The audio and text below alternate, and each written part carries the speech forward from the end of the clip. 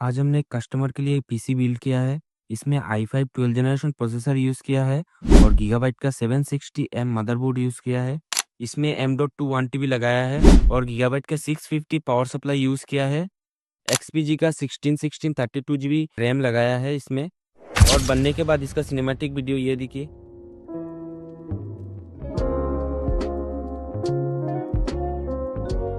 तो वीडियो अच्छा लगा तो वीडियो को लाइक कर देना और चैनल पर नए हो तो प्लीज़ चैनल को सब्सक्राइब कर देना गाइस।